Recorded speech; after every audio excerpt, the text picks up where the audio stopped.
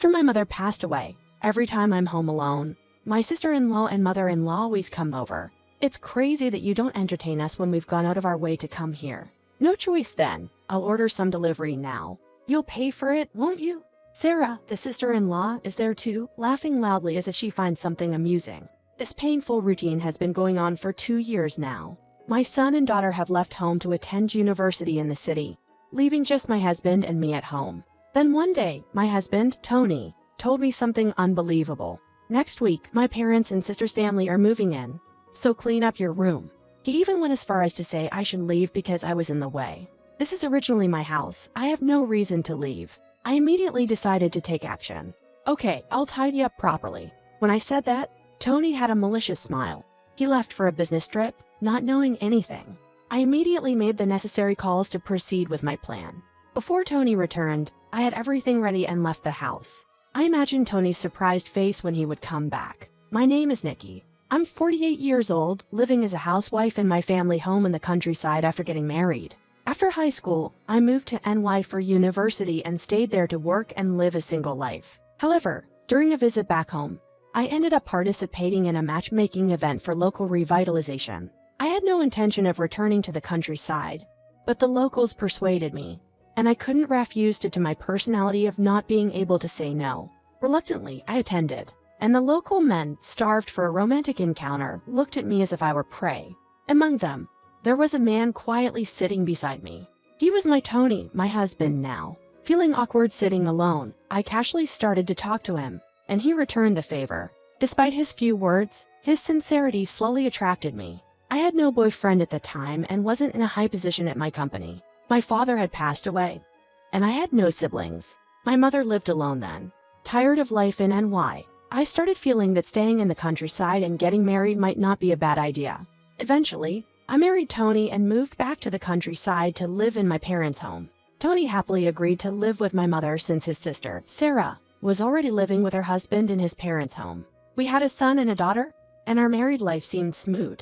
However, after my mother died and the children left home for university, I faced unexpected difficulties. Tony was always a man of few words and didn't talk much at home even after marriage. He didn't get involved much in parenting unless necessary. It might be considered calm, but that was his personality. I was an only child and very close to my mother, discussing everything with her. So I think I managed parenting ideally with her help. However, this ideal life changed drastically right after my mother passed away. Taking care of the family was my mother's greatest joy. So when the children left for university, she quickly lost her will and soon left this world. After my mother's death, I was left with just Tony, and I thought we would have a peaceful life. But Tony had changed completely after that. He started calling me you or hey, not my name. He also began acting arrogantly, a stark contrast to his previously quiet demeanor. Hey you, if you're not doing anything, at least make some coffee or something. He says this as he lounges in the living room every day, making a fool of me. He never used to lie down outside the bedroom. I wonder what changed him. Maybe he was being considerate of my mother, his mother-in-law. His current arrogant and haughty attitude is something I've never seen before. Perhaps having been considerate of my mother, he's now spreading his wings. But this drastic change has surprised me. Even our children, who occasionally come home, were shocked by the change in him. Moreover, even when the children are home after a long time, he's so engrossed in the TV that he doesn't move from the living room. What's more, when the children try to change the TV channel, he snaps. Hey, what are you doing? Go away. This attitude clearly upset the children. Since our home was mostly just me and my mother, it must be uncomfortable for them to see their father, Tony, behaving so boldly. As a result, our children, who initially came home often, stopped coming except for Christmas holidays. Finally, having reached my limit, I gently asked him, hey, what's gotten into you lately? You used to be more calm. What do you mean, what's gotten into me? You seem always on edge. Since around the time Mom passed away, Tony glared at me sharply. I was being considerate because she was your mother. It's natural. But now that she's gone, I'm the head of this house. It's normal to get angry if something displeases me. Tony answered grumpily, his face scarier than I'd ever seen. And I involuntarily stepped back. It seemed sure that the stress of accommodating my mother was the cause, but I never imagined Tony could change so much. Since then, I've had to be extremely cautious in how I deal with him. My hard time since my mother's death didn't end there. I work part-time until 3 p.m. and then do household chores when I get home. When my mother was alive, we used to enjoy tea time together during that time. Now that time feels very gloomy. When I get home, my mother-in-law and my sister-in-law are waiting at the entrance. "Oh, Nikki, you're quite late. We've been waiting outside in the cold for 30 minutes. "Yes, Nikki. I heard you finish work at 3, so we came at that time." "Why are you so late?" "Yes, these two know I finish my part-time job at 3 and come to my house every day at this time." In my husband's parents' home, his parents and his sister's family live together. Sarah, my sister-in-law, changed her last name to Timpson when she married, but her husband lives with her in her parents' house. Sarah, who has no children and has never worked, was close to my mother-in-law. When my mother was alive, I thought my mother-in-law and Sarah were kind. But as soon as my mother passed away, they started throwing harsh words at me. "I'm sorry I'm late. I was shopping." That's all I could say. If I show them a bad face, I don't know what criticism I'll receive later, so I apologize honestly. In this situation, I always have to invite them into my house. As soon as I get home, I have to organize the shopping and change clothes. But my mother-in-law immediately starts to complain without giving me time to wait. "Your husband's mother and sister have gone out of their way to come here, and you're not even doing anything to us. That's just crazy. I guess there's no choice. I'll order delivery now. You'll pay for us, okay?" Sarah laughs out loud next to me, finding something amusing. And as always, I'm the one who has to pay. This continuous pain has been going on for 2 years now. I've even talked to my husband about it, but he never helps me. Mom and sister are just trying to be nice because they think you're sad about losing your mom. It's not good to complain, but I'm always the one paying for their deliveries every time. That's why we're in the red every month. You could just manage our incomes better. Why not look for a part-time job that pays more? Besides, you care about your own family but seem cold towards mine. My husband's words left me speechless. I don't want to quit my current part-time job because the coworkers are nice. And it's true that I live in my parents' house, but I've never neglected my in-laws. I've attended gatherings with my husband's relatives and even brought gifts directly to my in-laws for birthdays and anniversaries. They used to be kind to me, but why did their attitude change so suddenly after my mother's death? I don't know how to handle this and just feel more stressed. It was amid these difficult days, something shocking happened. One night, after returning from work, my husband suddenly started, "Next week, my parents and sister's family are moving in, so clear out your room." What? That's so sudden. I'm confused and panicky. "They're moving in this Saturday.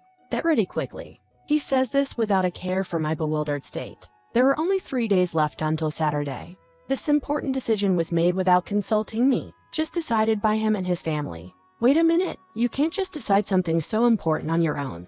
This is originally my house. Shut up. I have decided to do it because I'm the head of this house now. Don't complain. His unreasonable attitude leaves me stunned, and I accidentally dropped a dish I was washing, shattering it. "You're really clumsy. That's why it's become a hassle to be with you." "What do you mean?" His words catch me off guard. To this, he responds sarcastically. "Let me be clear since it is a great time to say. My mom and sister like this house and want to live here, but they don't like you. I don't want to be with you either, so you should leave." Yeah, so like I said, pack up all your stuff. I'm on a business trip for the next 3 days, so finish it before then. What a horrible treatment. Filled with anger, I resolve to take a certain action immediately. Then I'll really pack everything up. Hearing this, my husband smirks nastily. "How I thought you'd resist more. But you're surprisingly obedient." He seems pleased that his plan is going well. He doesn't know yet about the payback I'm planning against him. The next day, oblivious, my husband leaves for his business trip. I followed the plan and immediately made a phone call to action with the necessary procedures. I finished all the preparations and left the house before Tony got home. While leaving, I imagined the surprised look on Tony's face when he returned. My destination was my daughter Lily's apartment in NY, where she lives alone. I had informed her 3 nights ago. "Mom, I've been waiting. Are you done with the procedures?" Lily asked. "Yes, everything is perfect. Sorry for coming over so suddenly." I hugged her and replied, "It's okay. Besides, Dad's way of doing things is terrible. Trying to kick you out of the house just like that," she said. "Well, before I came here, I got back at him. He's going to be surprised later." I responded, and we both laughed. My visit to Lily's was part of a plan. Later that night, as expected, Tony called. "What kind of joke is this? There's nothing in the house. Where did all the furniture and appliances go?" he asked. "Didn't you say to clear out all my things?" I replied, I meant to clear out the stuff in your room, not everything in the house, he exclaimed. Indeed, initially, Tony had said to clear out my room, but after telling me to leave, he changed his tune to getting rid of all my belongings. You wanted me to leave, right? So I got rid of all my furniture and appliances that I inherited from my mother. Now your family can move in without any hesitation, I told him. The procedures I had carried out over these 3 days started with having a recycling company take away the furniture and appliances. I had movers transfer our children's things and my belongings to Lily's flat. It was a bother for Lily, but she was interested in getting back at him and helped me. After a moment of silence, Tony began speaking in a confused tone. Actually, the story about my parents' and sister's family moving in was made up. Both my mother and sister are on the verge of divorce, he said. So they plan to take refuge at your place, I calmly responded. You're not surprised that my mother and sister might get divorced? He asked with a little upset. Because I already knew about it. I said, what?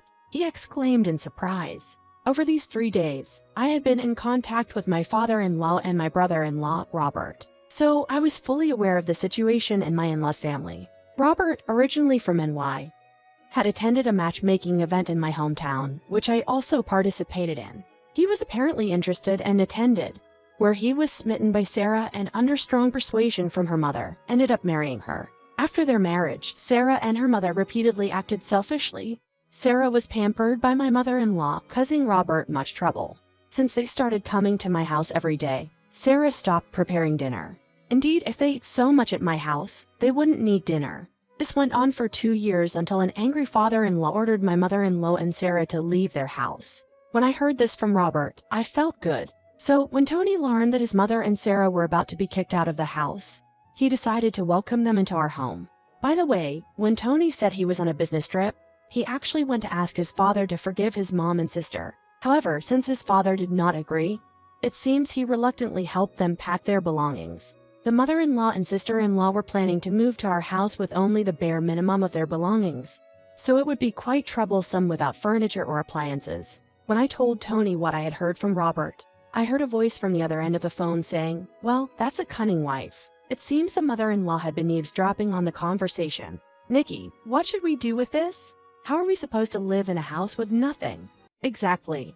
And it's terrible for you to contact my husband without permission, Sarah added. It seems she was there too. Everyone seems to be in trouble. Actually, I also asked your husband for help. I asked him to forgive the two of you. He said that if you properly reflect overnight, you can come back tomorrow. Really? Sarah and the mother-in-law seemed to be rejoicing together. I could visualize them jumping up and down, holding hands. Nikki, let's forget about earlier. You're not so bad after all. Tony, who had brought the 2 women home, looked disappointed. So, the issue with the 2 of them is resolved, but what about me? At least return our home appliances. Oh, about that. While I was cleaning things up, I also completed the procedures to sell the house. So, could you please leave soon? What? Wait a minute, Tony exclaimed in surprise. I'm your husband. How can you treat me like this, doing whatever you want? But you tried to kick me, means your wife, out of the house, right? That was pretty terrible too. Tony seemed at a loss for words to my counter-argument. I added, oh yes, your belongings are still in the house. Check the small drawer in the bedroom. I've already filled out my part, so make sure you do yours. Hearing this, I could hear Tony's footsteps on the other end of the phone. He must be heading to the bedroom. After the sound of a door slamming and whistling, Tony said, what? These are copies of the petition marriage and the summons? Yes. Can you fill out your part and submit the response to the court? This is a joke. Why do I have to get divorced? Because you said you wanted me to leave, right? That's pretty much the same as breaking up. He probably never imagined that the seed he sowed would bear fruit in this way. Silence followed, and after a while, I could hear Tony crying. He pleaded in a tearful voice. Please, I was wrong. I will cherish you from now on. Can't we start over? Please, I want you to believe me. I could hear Tony's feeble voice, but I couldn't forgive his actions of prioritizing his family over me and trying to kick me out of the house. I didn't mind accepting his mother and Sarah, but he should have at least discussed it with me. How could I trust a husband who prioritizes his mother and sister and tries to kick out his wife? So, even after hearing his apology, my mind did not change. The next morning, I got a call from Sarah. Nikki, you tricked me. When I got home, neither my father nor Robert were there, and the house has already been sold. I responded to the furious Sarah with a calm demeanor. I didn't tell a lie. I said you could return. But I never said your father and husband would be waiting at home. I could hear Sarah and her mother complaining about being deceived over the phone. Then, suddenly, her mother exclaimed, "How could this be?" I could guess the reason. They probably noticed the envelope in the mailbox and opened it. Inside the envelope was a letter from the father-in-law to the mother-in-law and Sarah, including a filled-out copy of the petition marriage and the summons. I had already heard the contents of the letter from the father-in-law. Fed up with his wife's selfishness, he had been considering moving to a care home alone. This incident prompted him to finally decide to sell the house. Robert, too, unable to tolerate Sarah's selfishness, had decided to divorce her and return to his parents in NY. "Nikki, do something. If this continues, we'll lose our house." "That's none of my business. Why don't you apologize to your husband? It might still be in time." I suggested that, but Sarah, who has too much pride, couldn't bring herself to apologize to anyone. I could hear Sarah sobbing and her mother's consoling words. Then, her mother, apparently grabbing the phone, yelled, "You wicked woman! How cruel!" Surprised by her sudden shout, I felt it was just a bluff. I calmly conveyed my final words. "Understood. Take care, mother-in-law and sister-in-law. Goodbye." I heard a voice saying, "Wait," from the phone, but I ignored it and ended the call. I had no intention of being further troubled by them.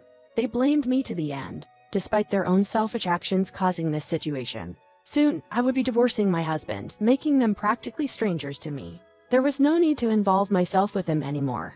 Since Tony was reluctant to divorce, I had to initiate legal proceedings through a lawyer.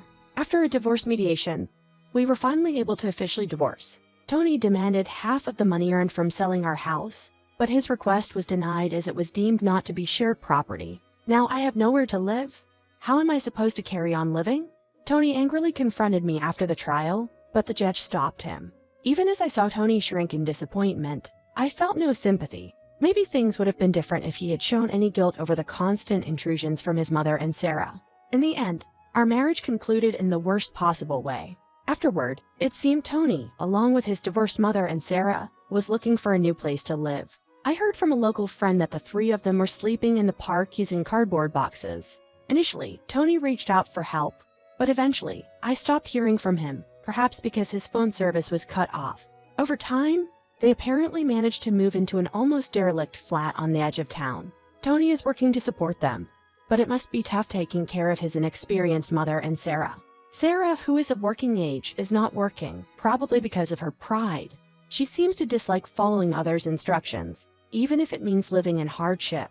Recently, his mother and Sarah have been arguing loudly, causing a nuisance to the neighbors. My ex-mother-in-law is selfish and only thinks about herself. She seems to have no intention of working even under the current circumstances. It seems that Sarah is also nothing but a burden to the family. Tony seems fed up with staying at home with them, as he has been frequently gambling lately. Most of the money he earns seems to be disappearing into it.